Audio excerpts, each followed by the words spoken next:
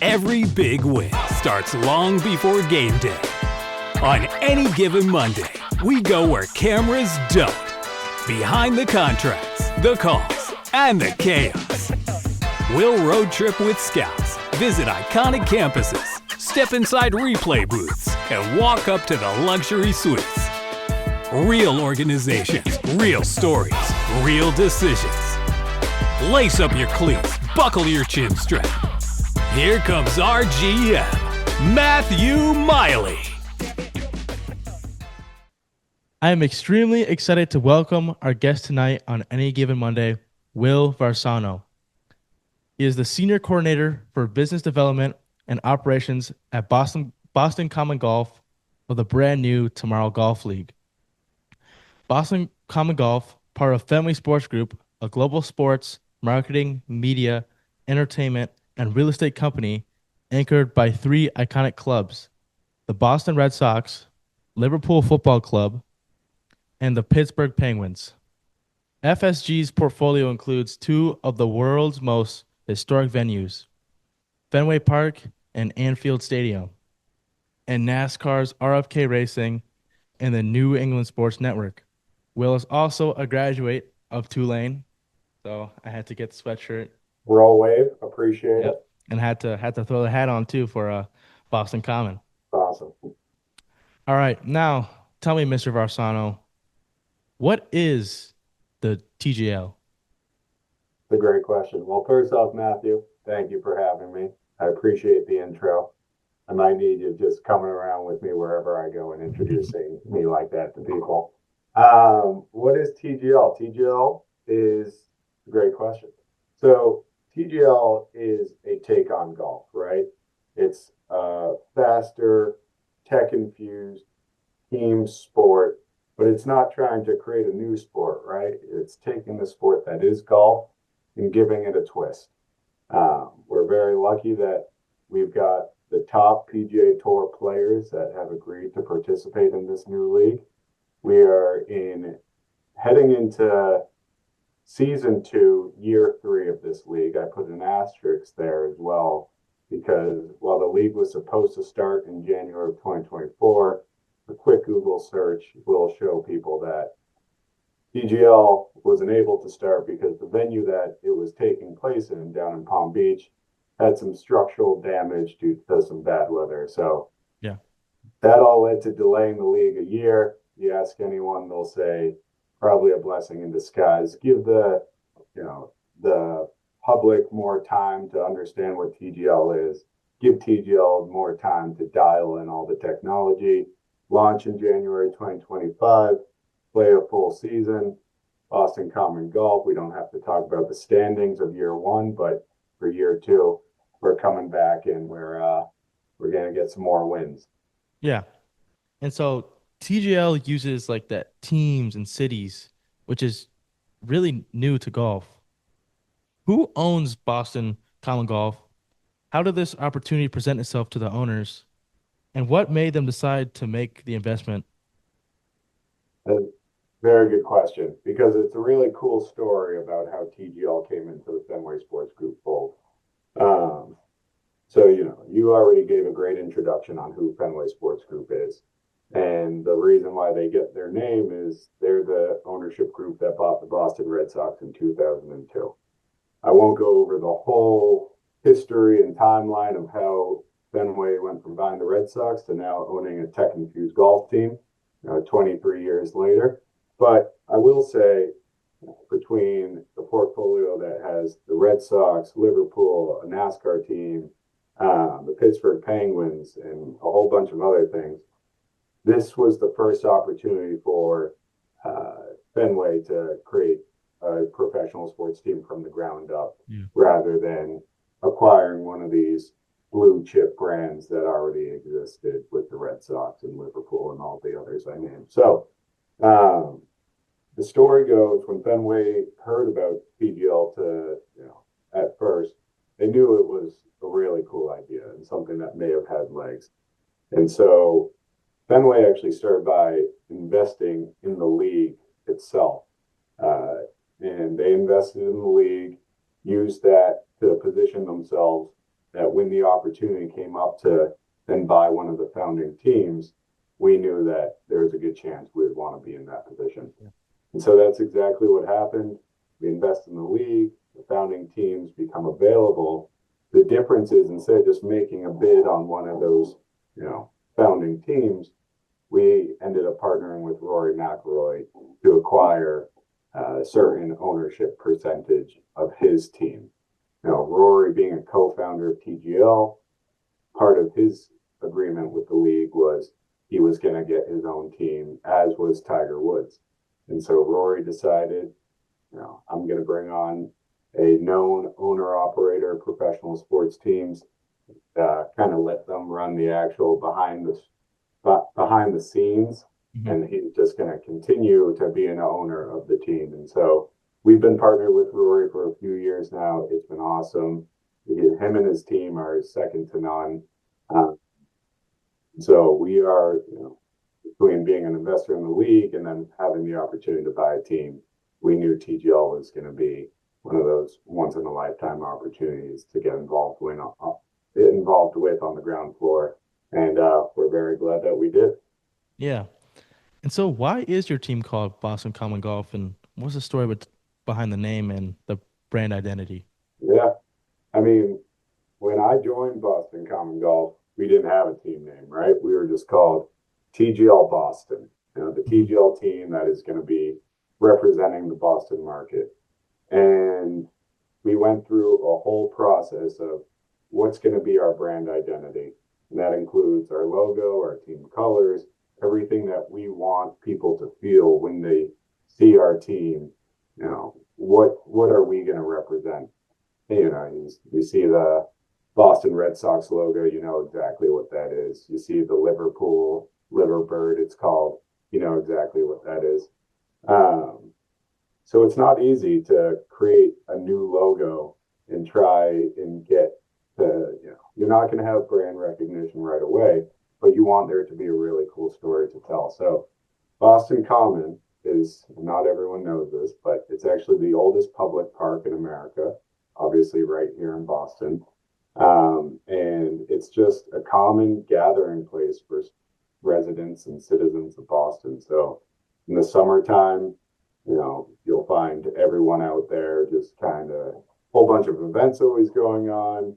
And then in the wintertime, there's what's called Frog Pond, which turns into a skating rink. So another central gathering point for residents of Boston. So we went through that process, decided on the team name, went through a whole bunch of logos, and we settled on the Frog. And it has, I believe, been very well received. You don't see a whole lot of frogs out there. I know TC used the horned frogs, but it's been a lot of fun, and people seem to have gravitated towards not just the logo, but also just the story behind Boston Common Golf and the brand as well. Yeah. And it's nice to have that story that it's like Boston only and stuff, but you play all your matches in Florida, so why do the teams even represent cities outside of Florida at all? Yeah, no, and it's another very good question. There's a lot of pride with these cities, right? Big time sports cities.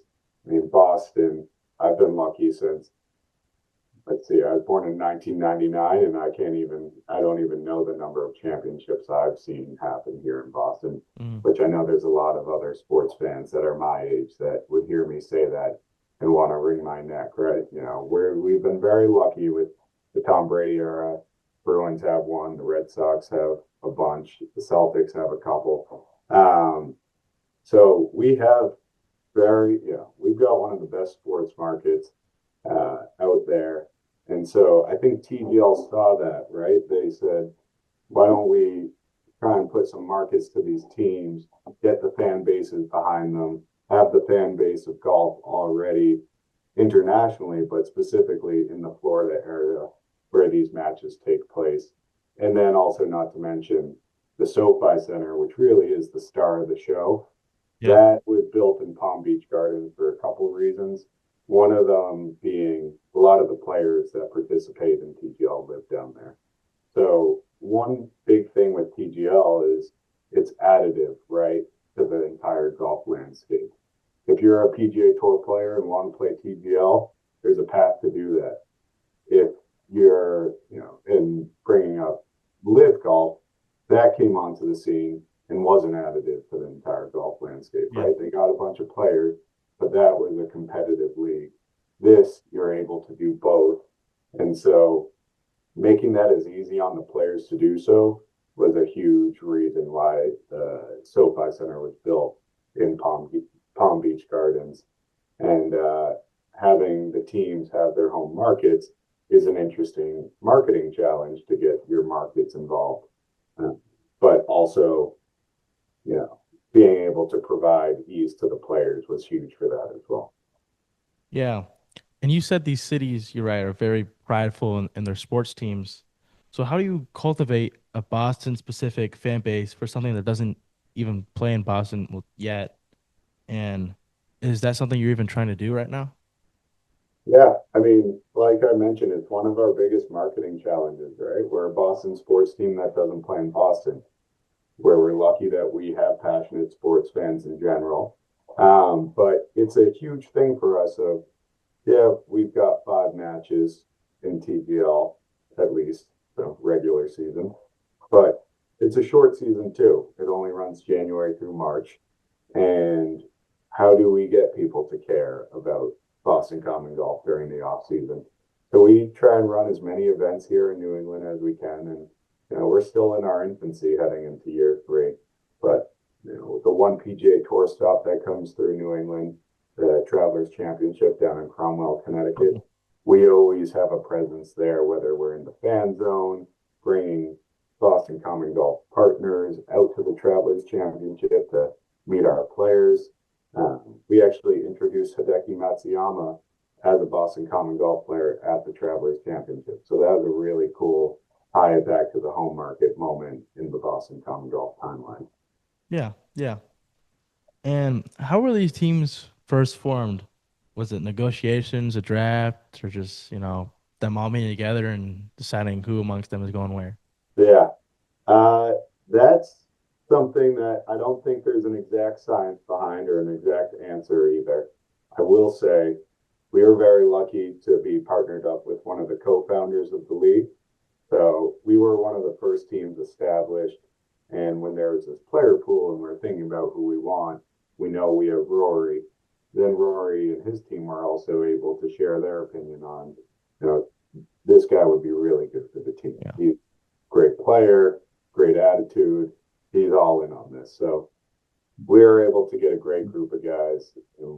With those guys, it Rory McIlroy, Adam Scott, Hideki Matsuyama. And the reason I'm saving Keegan Bradley for last is because Keegan is awesome and also really helps tell that New England story as well. Mm-hmm. One of the top PGA Tour players in general, but he represents New England. He represents Boston whenever he's at these PGA Tour events. It's not super easy to be on tour coming from New England. And so he takes a lot of pride in being from Boston, being from New England. So getting him on our team was super important to us. And we're very glad it worked out. Yeah. Yeah. Now let's talk about you specifically in Boston Common. What do you do now currently in your role in operations and business development? Where do you work from? What's your weekly schedule look like? And where do you hope to be doing in 5 years? Yeah, so super lucky where while all of our matches take place down in Florida, I get to spend my time here at Fenway Park. We're in the building that's right next door, working out of there. And so we have a great team of 4, now 5 people that all have their central focuses. But when you're a small team in the startup world, you find yourself wearing a lot of different hats. So my title is business development and operations. I'm sure a lot of people would see that title and be like, that is one of the vaguest titles I've ever seen. And it's true. I've been very fortunate where got to be here since, like I mentioned, before we had a logo and a team name. And since then, I found myself mostly focused on the partners that we bring on. So the sponsors of Boston Common Golf, both during the sales conversation to bring them on, Then on the back end, once they become a part of the Boston Common Golf family, activating their sponsorship and making sure that everything we said would be delivered is delivered, as well as, you know, I've been lucky enough to be the events guy, the ticket guy, help out with community events, help lend my opinion to how we should be marketing ourselves here in New England. And you're such a small team. It's your voice is heard more than, whether or not you're in year 2 at the Boston Red Sox, right? And so, been super fortunate. And as the team grows, and both the league and the team, but also our operations team here, the focus will probably turn more towards partnership in the sense of bringing on more partners to Boston Common Golf. But that's, that will take establishing ourselves just a little more and creating more events outside of the SoFi Center as well. Yeah. And now into your career journey a little bit. I know everyone says, everyone's career journey is different and unique, but yours is like especially interesting because you went from commercial fishing to building the business of a brand new professional golf team. First, tell us a little bit about your fishing prowess. Then, what did you see in TGL early that made you say, I want to be a part of this? Yeah, no, it's, I've heard it as I've been in the sports world for a few years. It's not the usual path to the sports world that you see. And it's a good example of everyone's path is a little different, right? So the commercial fishing was, I'll start by saying, the best experience and best opportunity I could have ever had. And so what that was, during COVID, I had the opportunity to go live on a boat in Alaska, in Bristol Bay specifically, where the world's largest salmon runs happen. I was living on this 32-foot boat with only 3 other guys. We were out there on the water every day, never went back to land for about 6 or 7 weeks. And yeah, I thought it was a really cool experience before I even did it, mostly because I was telling people, I've got this really cool opportunity to go to Alaska, work on the salmon boat. And then it hit me once we were actually out on the water and the first salmon came over onto the boat, onto the deck. And I was like, how the heck did I get myself in this position?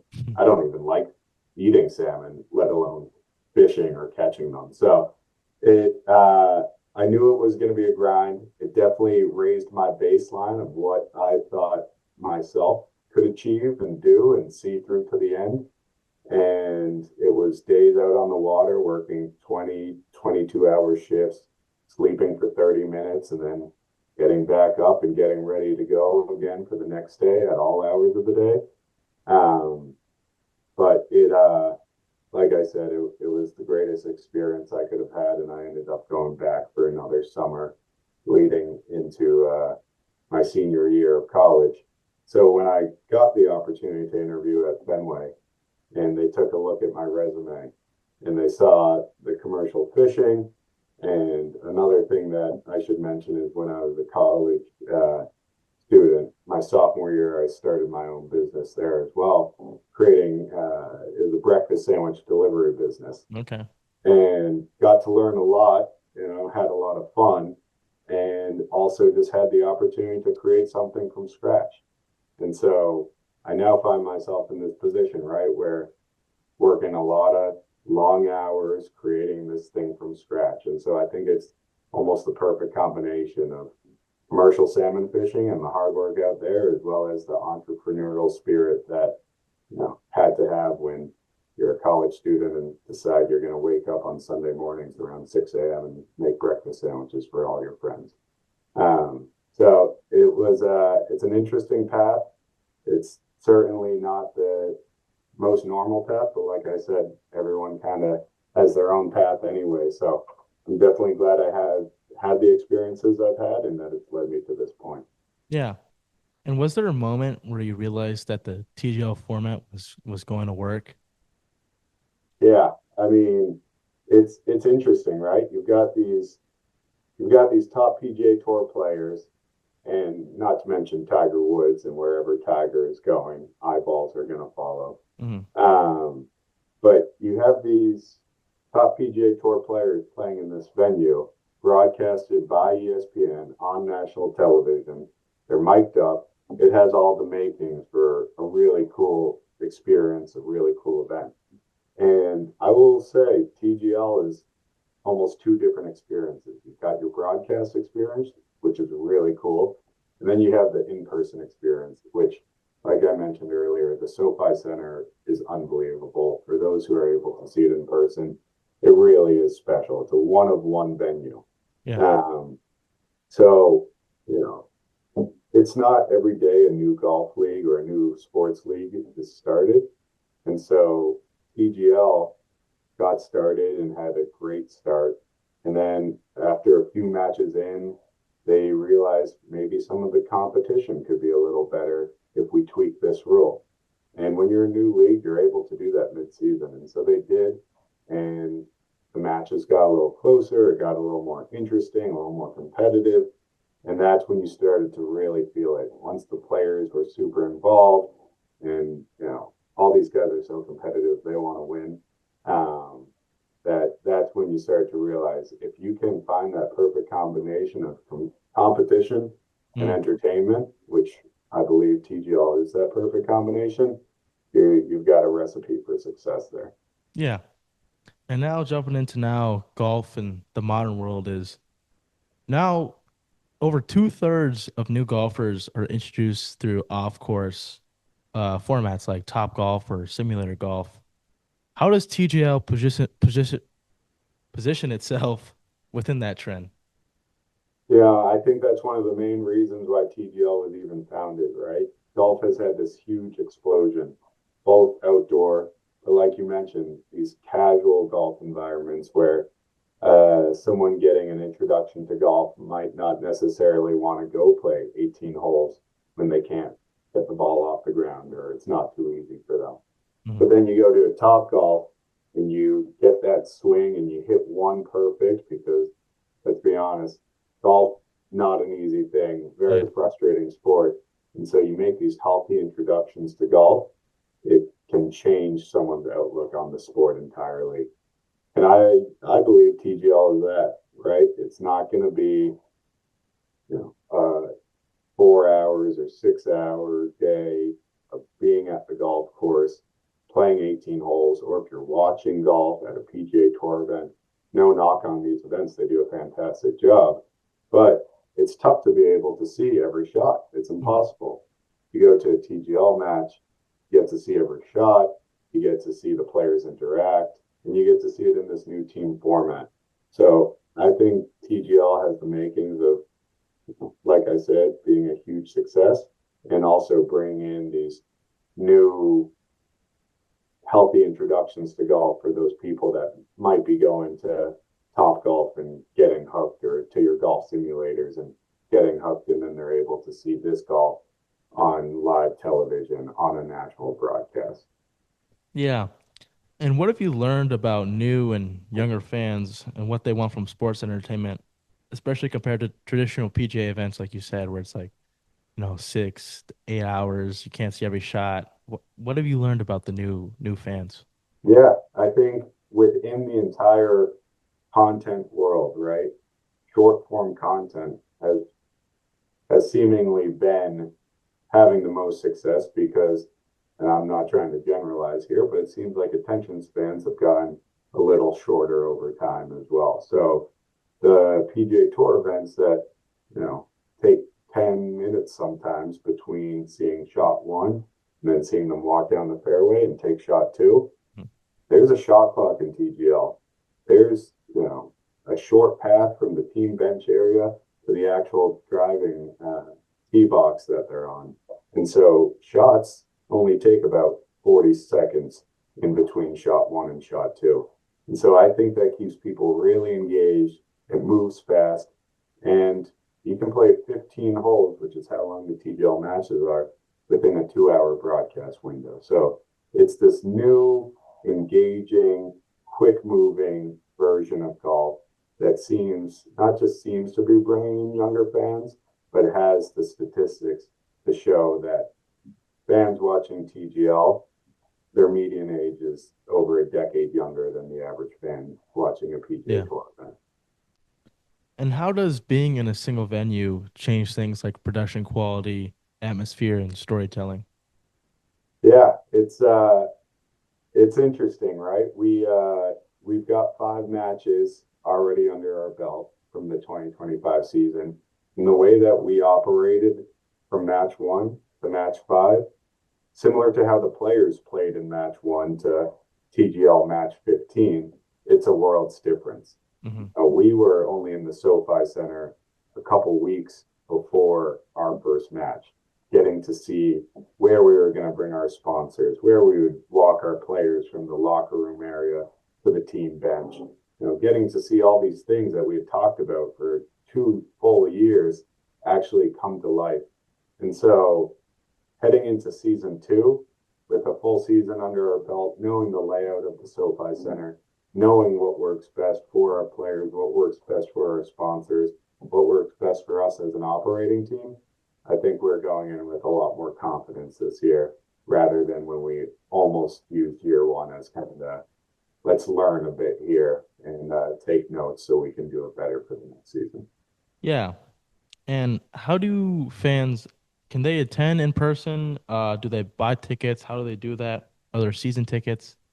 And if they can, have you seen Boston Common golf fans fly in from Massachusetts? Absolutely. So the SoFi Center is a very intimate venue. So it's not a 35,000 stadium venue like Fenway Park is. It's a 1,500 person venue. Mm-hmm. But I think that adds to the element that is TGL, where both on broadcast and in person, you're getting more access to these PGA Tour stars. On broadcast, you're seeing them mic'd up. You're seeing more of them in this new league. And in the arena, there's not a bad seat in the house. So you're sitting sometimes within an arm's length of these PGA Tour players.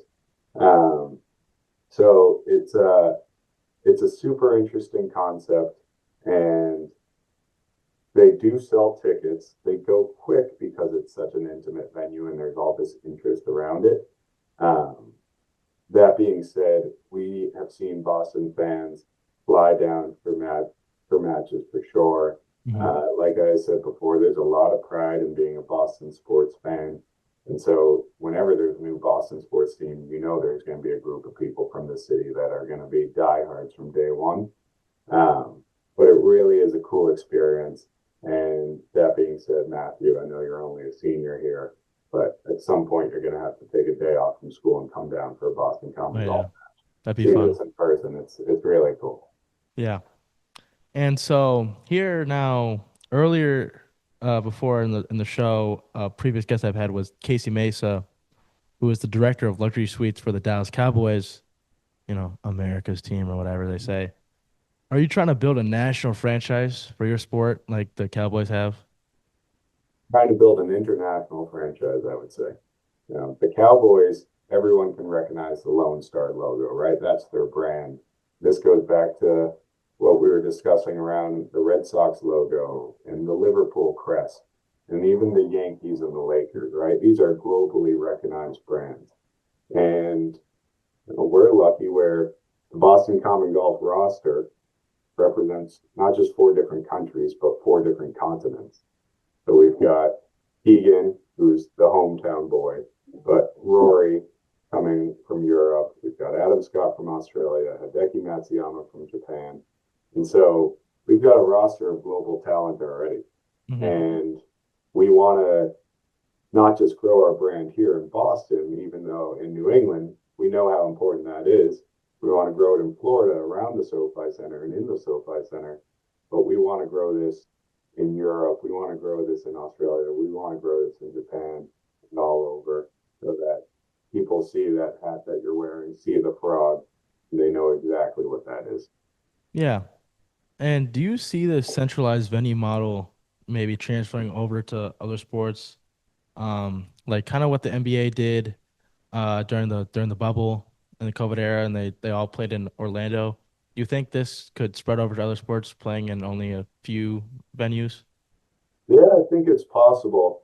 I think there's also, in sports, having that home field, home court advantage is actually, as you know, so important, Yeah. right? And so baseball is interesting where each stadium, each field of play is even a little different. Fenway Park and the new Rangers Stadium, very different atmospheres, very different feels, Yeah. both major league ballparks, but you got to imagine that the Red Sox have some sort of home field advantage when they're here. TGL is a little different where it's so heavily relying on technology that it all needs to be a little uniform, right? They're all playing the same holes, hitting into the same size screen, and playing on the same green. Mhm. So the centralized venue works, like I said, because of where the players live. Now, I think that there could absolutely be more venues to come, and whether that be on the West Coast here in America, in LA, Vegas, Scottsdale is a huge golf market, or PGL has international appeal, just like Boston Common Golf is trying to have.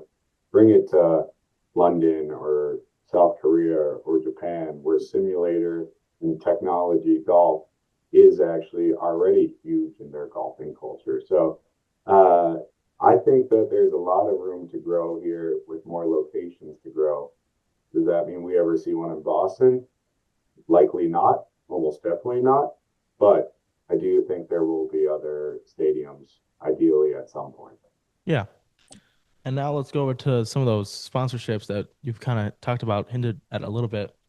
What kinds of brands are most drawn to the TGL format and why? Yeah, I think brands and partners get involved for a bunch of different reasons.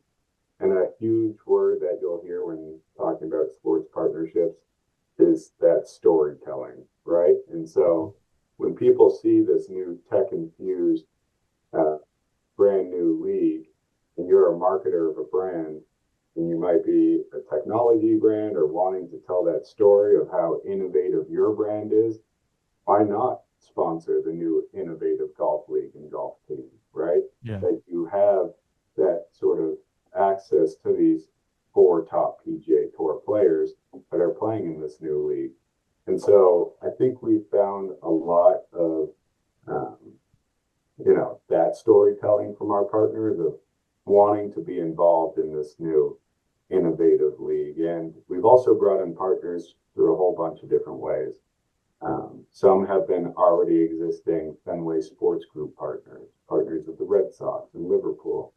Some have been already existing partners of our players. So a couple supporters and partners of Rory McIlroy have become Boston Common Golf's partners as well. So, and we only see interest growing as CMOs and CEOs start to learn more about TGL and it become more of a household name rather than just, I think I've seen that's Tiger and Rory's new golf league, which we still do get a lot. Yeah. But seeing this new tech league and being able to tell a story around that, I think we see a lot of marketing teams chomping at the bit to get involved with and figure out how to tell that story. Yeah. And what kind of challenges are there trying to get sponsorships for a league where, some memories and traditions really aren't there just yet? Yeah, it's funny. There's been countless times where you bring a executive or someone to Fenway Park and the nostalgia hits them, right? They see that Fenway green, they see the Red Sox take the field, and they feel something right here, Mhm. and it makes them want to be a sponsor of that team. Same thing with Liverpool at Anfield, the Penguins at PPG Paints Arena. And so we don't have that yet, right? We don't have that history to be able to tell that story. We hope to get there where one day there's a Boston Common Golf Hall of Fame and all of that. But the story isn't that nostalgia feeling for us at this moment. It's the, join the innovation, get in on the ground floor rather than be a part of all the history that has come before you, if that makes sense. Yeah. Yeah, that makes sense. All right. Now going to some other sides of the business of golf is some traditionalists say that similar golf, isn't real golf. Mhm. How do you respond to that? Yeah, we're not trying to be real golf at the same time. It's a take on golf. And we've got the top PGA Tour players that think it has legs as well. We've got some of the top sports owner operators of all the biggest teams that you could think of, fully invested in this. So I get it. I've been a fan of golf before TGL. Definitely know a lot more about it now, working in the golf world for the past couple of years. Hmm. Um, but if you think you're turning on TGL match and it's going to feel like Sunday at the Masters, that's not even what TGL is trying to do, and it's not going to feel like that. But if you're looking for a way to consume more golf, which I think a lot of people are, and you can watch this January through March, mostly on Monday nights when there's not a lot of other professional sports on, and Yeah. you bring the top players in the world together, you're going to get an audience of some sort. And once you bring that competition factor in and you see these guys really do care, at that point, you've got big names with highly competitive events. You're going to have interest. So, again, not trying to be that outdoor golf that you see, but trying to create this new spin on it that's going to be engaging for the viewers. Yeah. And how do you see those traditional tours like the PGA coexisting with new ventures like TGL or Live? I think there's a lot of interesting opportunities. I think it's funny. The golf landscape has had this whole PGA Tour, Live, is there a merger? Is there not a merger? I don't know, and nobody knows, right? Hmm. And I think it's been great for golf, even though there's all these storylines that I'm sure people are a little tired of hearing about. But it's been great for golf in the sense that it's made the sport and everyone that's a part of it think a little harder on how we can innovate, right? And TGL comes in at a very good time during all this new innovation in the sport. In an ideal world, you've got the best players all playing together, and for your TGL purposes, that coincides with whatever tour, if it's the PGA Tour, uh, that coincides with the PGA Tour schedule, where maybe TGL is almost like the second season of the PGA Tour or its own season, and there aren't PGA Tour events going on. Then PGA Tour events start taking place at the best venues in the world with the best players. And then maybe there's some outdoor TGL as well. And they turns to an outdoor team format where it's almost either a continuation of the indoor season or it's a whole nother season entirely. So I think there's a whole bunch of different ways that it could go. I don't know. Nobody knows, but I'm sure people are excited for when it all comes together. Yeah. And what role do you see technology playing, like data, simulation, broadcast, innovation? How does that play into golf's next phase of growth? Yeah, I mean, you see how hugely important it is. TGL is a very specific example of that, where think about the technology that goes on in other sporting events, right? You've got an NFL game.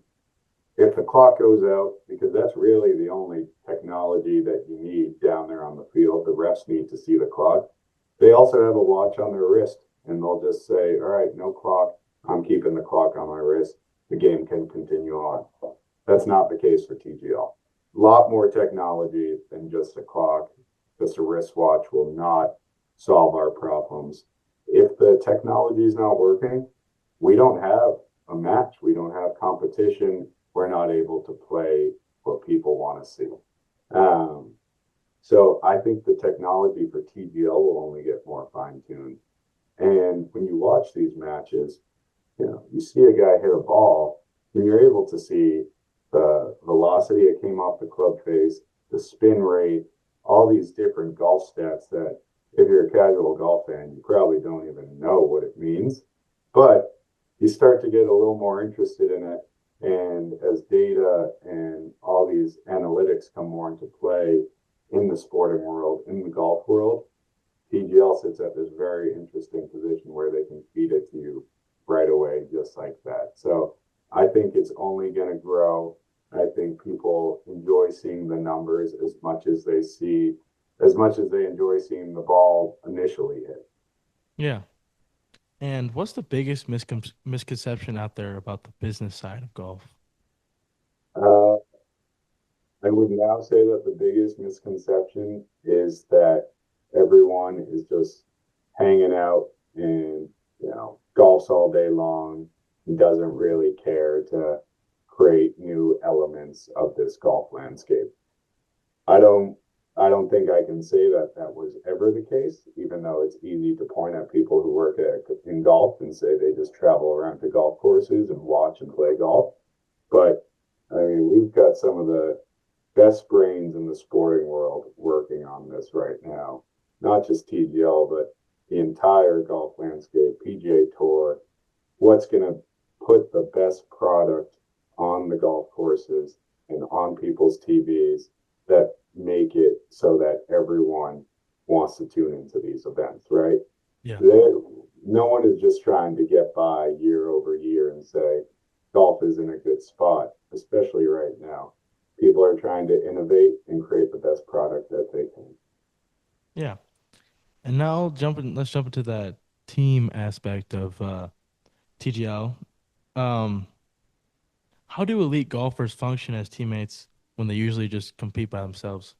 Yeah, it's funny. I mentioned our standings earlier. Boston Common Golf in season one, while we were able to lead the league in different factors off the course, off the gameplay field, followers on Instagram, commercial revenue, all these things that we can control from the business side and do our best to make sure we're top of the league. We were bottom of the league in terms of actual standings and gameplay. So we ended up going 0-4-1.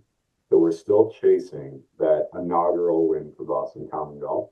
And it's interesting because Boston Common Golf were the favorites to win the entire thing heading into the season. I don't know how those odds are made, and I don't put a lot of thought into it.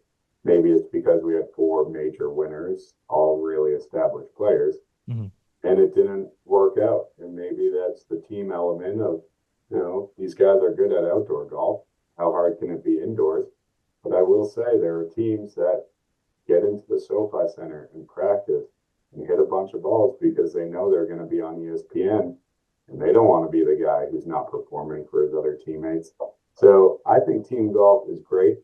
I think you see the interest that the Ryder Cup and the President's Cup are able to garner. And I don't think we're at that level by any means, but I do think there's the want for more team golf. And again, I think that's what puts TGL in the perfect position for success. Yeah, and what lessons from other sports can be applied to that team aspect? That's a good question, too. I mean, most other sports have that team element. I would say tennis and golf are probably the most similar, where you're really competing for yourself. Tennis a little more because you don't have your caddy out there; you're just out there by yourself. But I think that's a good question. I think that there are other sports that, if you were to reverse it even and say we're going to make this individual and it's going to be 1v1 basketball on the ESPN and it's going to be LeBron James versus Steph Curry, people are going to tune into that. Yeah. So if you're able to create these new formats and you're able to bring in these names, people are going to tune in. And I think,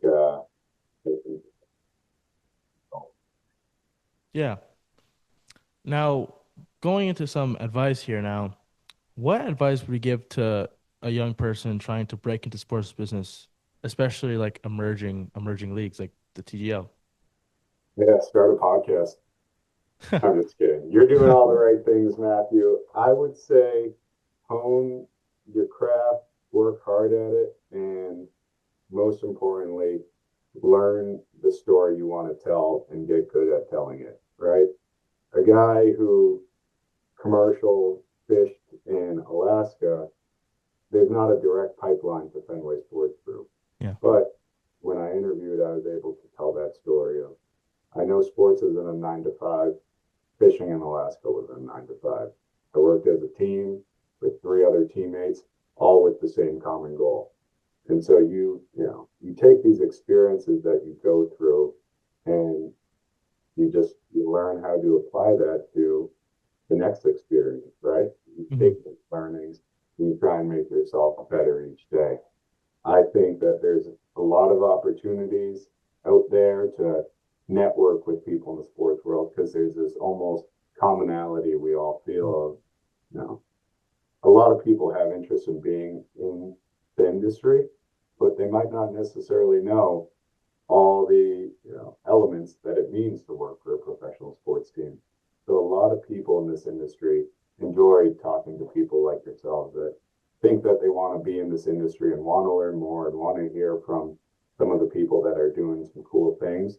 That might not necessarily be me, but there's a lot of people in the industry that would say, I will absolutely sit down and talk with you and give you 30 minutes of my time. And so my advice there, that's a long-winded way of saying, learn your story, get good at telling it, and try and reach out to as many people as possible, however you can, because you never know that relationship, what door could be opened by it.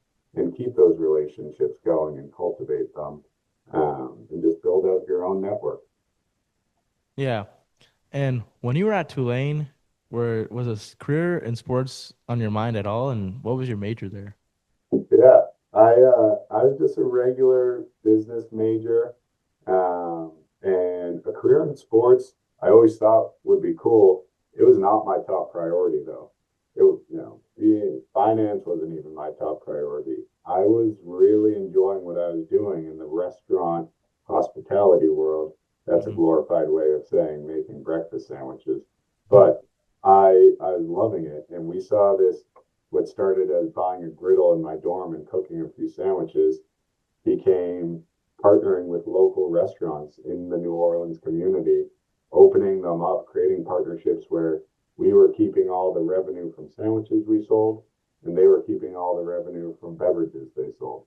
And learning more about that business and that industry, I was all in on it. I thought it was so cool and went down a couple paths to figure out if I could learn more, maybe get an opportunity in that industry.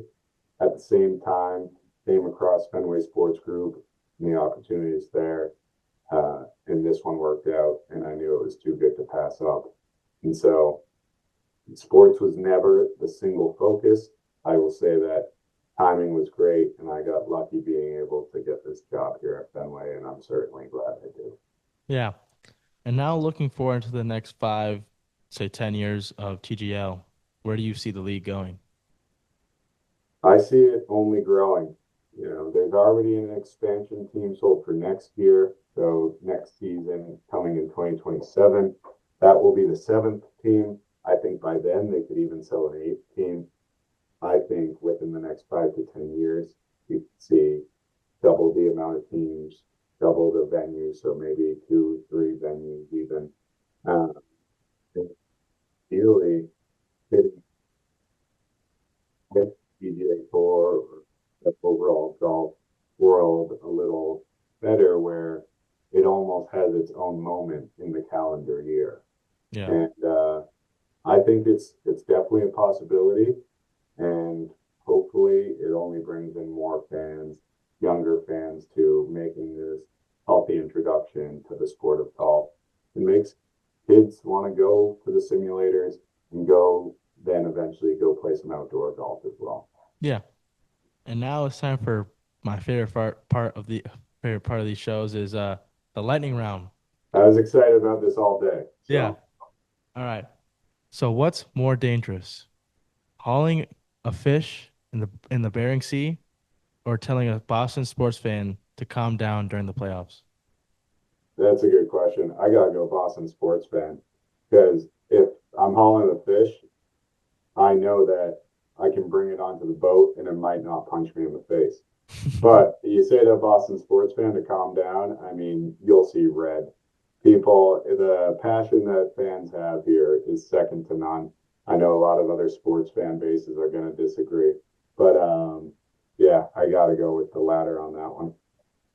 So now, if Boston Common Golf had to practice on a fishing boat, who is most likely to fall overboard first? Our players?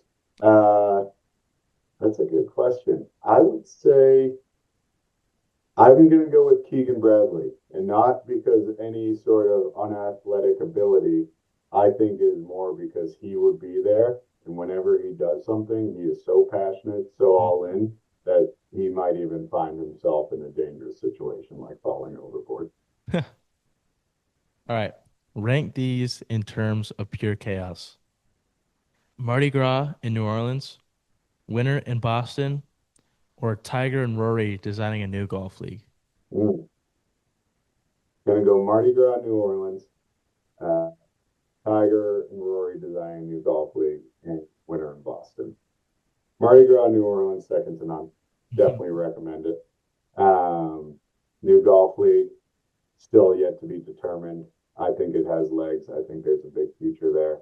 Winter in Boston, easy. Grew up here, so I'm used to it. All right. All right. Now, be honest with this one. Did Tulane prepare you more for golf business or for surviving in Alaska? I would say more for the golf business.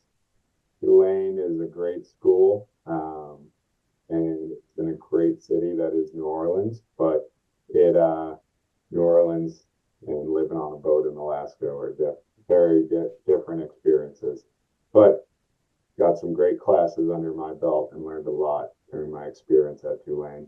So I have that to thank for some of the things that I'm able to continue on here in my. Yeah. So if you had to choose one Boston food to serve in the TGL locker room every day, what's the move? What is it going to be?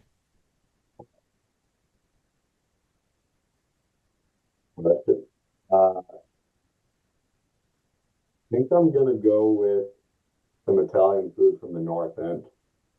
Okay. I think when a lot of celebrities and athletes come here, that's where they head first. And all that being said, that's just to keep the players happy. So I'm gonna go North End. But lobster rolls too, clam chowder. But I'm gonna stick with Italian food, North End. Okay. And now earlier I did ask who's going to fall first, but which player would thrive as a commercial fisherman? Mm-hmm. I think Adam Scott. I think he would. He's this man that he lives in Switzerland, he lives in Australia, he lives here in the U.S. when the tournaments are happening. But I think he just likes being out there sometimes, maybe even on his own. And I think he would get on that boat in Alaska, and I don't think he would want to go back and, I'm not going to say not see his family, but just be out there on the boat doing his thing. All right. Now you get one of these permanently, and you got to answer full honesty. Tulane beats LSU every year. Ooh. Perfect weather in Boston for golf season. Or a guaranteed TGL championship. I'll go guaranteed TGL championship. Trying to be the most storied TGL franchise of all time. Okay, yeah. But right now, it's the Atlanta Drive with one win. Mm-hmm. And we don't even have a regular season win. But all would be fantastic, but got to go with the TGL championship. Okay. Now, if Boston Common Golf had a rally song, what direction are we going? Are we going something by the Dropkick Murphys, Sweet Caroline, or something else? Like you've been in our meetings with us. We're trying to figure that out. We were introduced in our first match coming out to shipping up to Boston. But yeah, I think I'm not going to say it's overplayed, but maybe it is a little bit with Boston, let's be honest. So we debated some, AC/DC as well. Aerosmith has that Boston connection to it. Also, Noah Khan, he's a New England guy right now. And not to mention, he's part owner of Boston Common Golf. So I'm going to go with something New England, Noah Khan. I don't know. stick season could be good. All right. Okay. Final question is, what are you doing on any given Monday? Any given Monday, probably working, but also Mondays just happen to be the day that most Boston Common Golf and TGL matches are. So Yeah. on January through March, I know where I'm at Mondays. So it's a great question. And Mondays, I'm at the SoFi Center. All right. Well, thank you. That's all I got for you. Thank you for your time. That was fun. Matthew, thank you. Great questions.